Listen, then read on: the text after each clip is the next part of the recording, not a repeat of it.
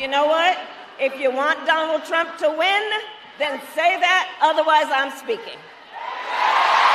And I really felt that VP Harris's empathy towards me and empathy towards the plight of Palestinians was incredibly genuine.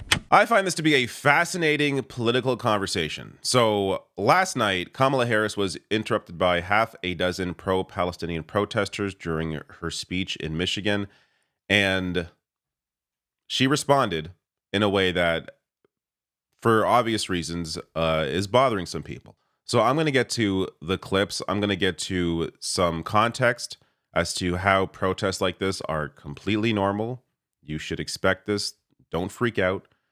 And also, I'll get to a clip later on from the Uncommitted Movement that responded later on about their brief interaction with Kamala Harris. So I'm going to get to all that. First, I just want to acknowledge here, this issue is incredibly important and is not going away. There is an ongoing genocide being committed by the far right-wing Israeli government with support of the U.S. government with arms. This is why people are protesting. In case you're unaware, the U.S. government is directly involved in what is going on. So the part of this conversation that I find to be politically fascinating is just the fact that you have a situation here where the sitting VP needs to, and I think otherwise would, strike a clear difference between herself and Joe Biden on this issue and her approach to it, but is in a tough situation because she can't really change her position when there is this ongoing conflict is happening and Joe Biden is currently involved in it and she's the vice president. So even though from the campaign's perspective and her perspective, I think she wants to make a clear break on this. But unless Joe Biden changes his policy and his approach and supports an arms embargo, Kamala Harris, what is she going to do? Is she going to come out for that when she can't do that, when that isn't Joe Biden's policy? So this is a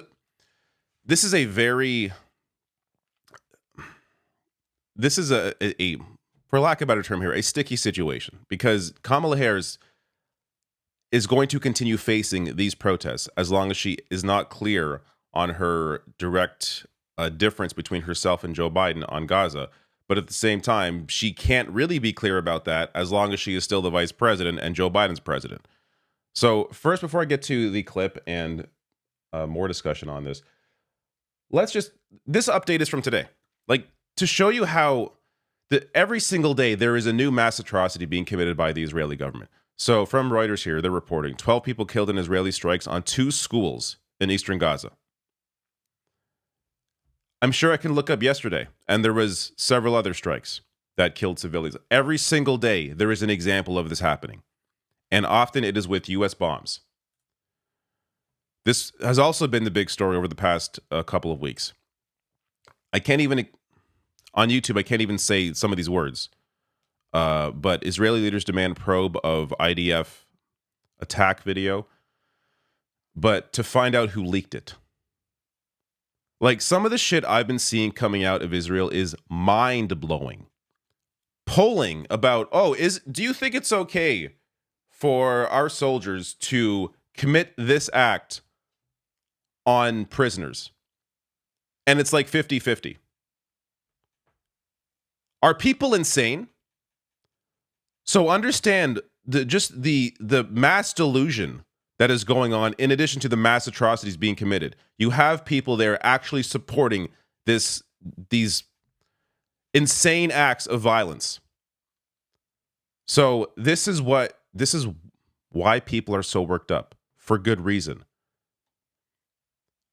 And there's, again, footage is released of Israeli soldiers covering themselves with shields as they commit that act on a Palestinian hostage at their torture camp. The fact that they even have a torture camp. Many of the people in these camps, these Palestinians, are not Hamas. They're just rounded up. They're civilians rounded up and brought into these torture camps. Not that even if they weren't civilians, it would be okay. It still wouldn't be okay if it's an actual prisoner. Regardless, it's absolutely insane what's been going on. The unnamed hostage was hospitalized with a torn... Again, a lot of stuff I can't even say on YouTube. but broken ribs, ruptured bowels, damaged lungs. All right. Here is the first part of the clip of, so again, this is about 6, from what I'm reading, a half a dozen pro-Palestinian protesters interrupting here. This is the beginning with her initial response. It's all good.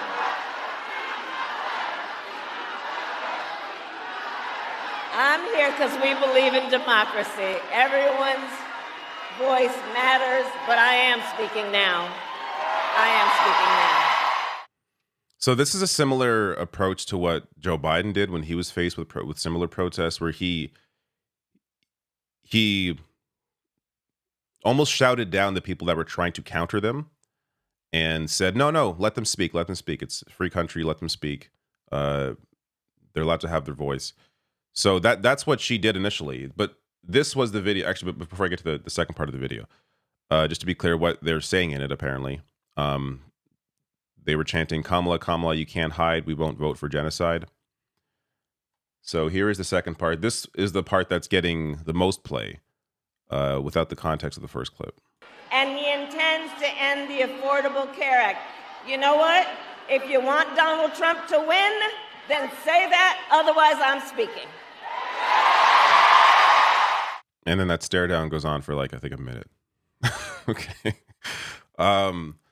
Look, I don't. Some people love this, right? Like, I'm seeing it. Morning Joe, that audience loves this. A lot of these liberals love this. If you want to ensure you win Michigan, if you want to ensure you win these voters, I don't think this is the best response. I prefer the initial response. I understand. Look, it's a political rally. She's giving a speech, right? Like, at some point, she's going to have to get to the rest of her speech. But the point being here, don't be bothered that she's being protested. Don't be bothered by the protest, because they have a legitimate reason to protest. And there is a lot of, like, the context I can give you here is that this happens all the time. So Brian Tashman shared this. It's been memory hold, but Obama was heckled all the time by the very groups that Democrats once ignored, but now praise. So be it Dreamers for action on immigration, interrupted by gay marriage supporters. Again, that was before he supported gay marriage. Trans immigrants. So people protesting to release trans immigrants. And more people, again, these protests were very common, or have been very common throughout history.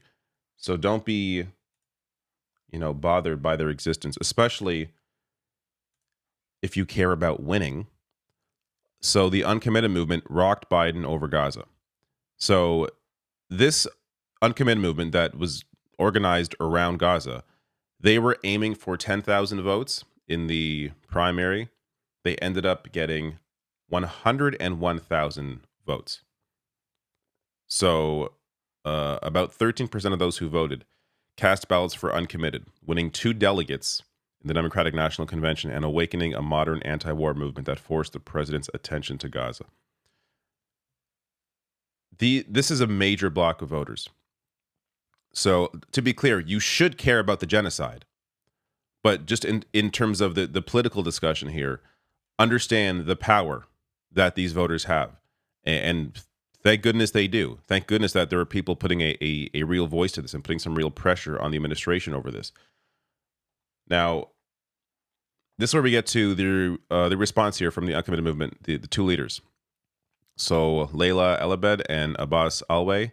I'm going to play, so they have like a 6-minute response. I'll link to the full thing below the video in case you want to watch it all, but I will link to, or I'll play a bit of their reaction here. Oh, and just to be clear, this is when these 2 individuals briefly met Kamala Harris in the handshake line on the way to the speech. And the first thing I said to VP Harris was, I'm Palestinian. And I got really emotional after that because I was thinking of my community members who are losing hundreds of their family members. And I told VP Harris that. I said, Michigan voters right now want a way to support you, but we can't do that without a policy change that saves lives in Gaza right now. I meet with community members who are losing tens and hundreds of family members in Gaza. Will you meet with us to talk about a arms embargo? And she, nodded. She agreed, yes, we will meet.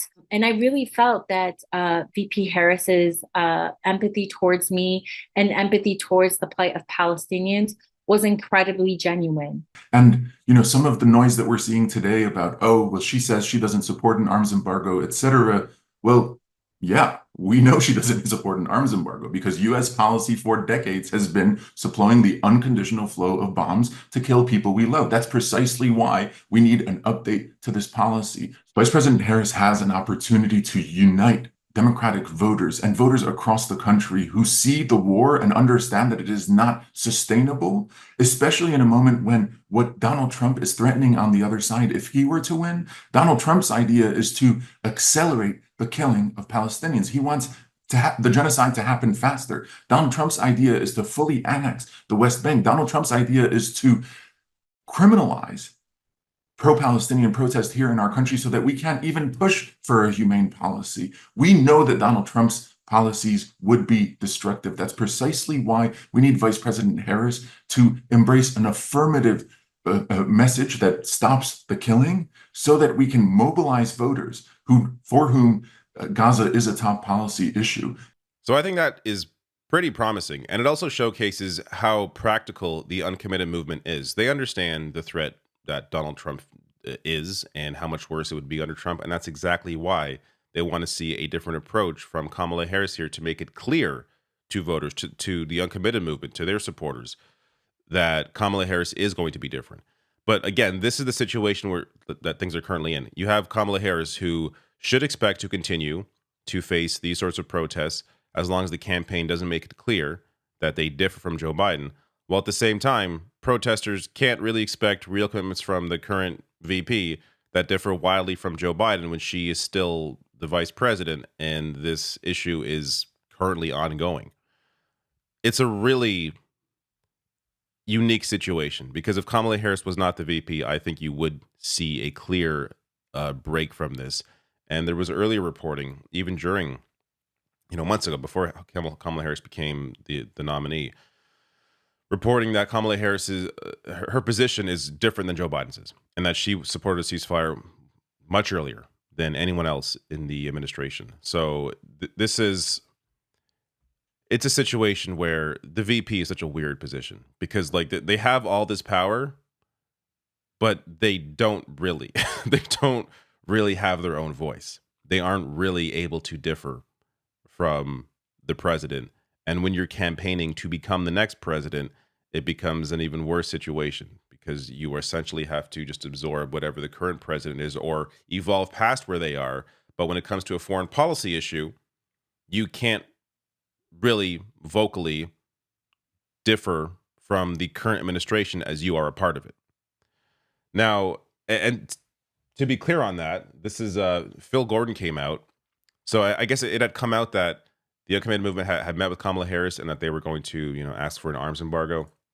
So Phil Gordon is the assistant to the president and a national security advisor for the VP. So this is Kamala Harris's national security advisor in her official role as vice president, having to come out and say, VP has been clear. She will always ensure Israel is able to defend itself against Iran and Iran-backed terror groups. She does not support an arms embargo on Israel. She will continue to work to protect civilians in Gaza and to uphold international humanitarian law. So the point being here, this was the point that he had to make. Because again, this is the president's position. And she can't differ from that. It's dumb, but that's the reality. The Uncommitted Movement replying to that saying it's exactly because the current White House policy allows bombs to flow to Netanyahu unconditionally that he has been emboldened to kill tens of thousands of civilians. This is what hopefully this pressure will do, is put pressure on Harris to pressure Biden to change his position so that she can change her position. So again, expect to continue seeing these protests. Don't get bothered by them. They're going to happen. They should happen. But at the same time, it's going to be tough to expect her to support an arms embargo when Joe Biden does not. Kyle responding to what Harris should have done. So I have a couple examples of what people saying what she should have done. So just to get your thoughts on this in the comments below. Kyle saying, horrible. All she had to do was say, quote, I hear you. When I'm president, we'll have a permanent ceasefire. We're going to stop the war and bring peace. At least half of Democrats think Israel is committing a genocide. Act like it. I do think this would have been a better response. I also don't think it's not exactly what the movement wants, right? They're asking for an arms embargo. So a ceasefire is, yes, that's a step in the right direction. But they want clearer commitments. Jessica Burbank writing here, just say you'll honor the conventional arms transfer policy that dictates the U.S. not supply human rights violators with weapons, and you want an immediate permanent ceasefire, which, again, she can't say because that isn't Biden's policy. Like this, yes, I agree. She should have said this 100%, but she's also the vice president. It's a bizarre situation. Just saying it's really not radical, nor is it a hard position to defend. The movement for Palestine isn't going away. Very bizarre situation. So what are your thoughts below the video? What do you expect, or what do you want Kamala Harris to do? And, that probably should differ from what you expect her to do based on her current position as the vice president. But let me know your thoughts below.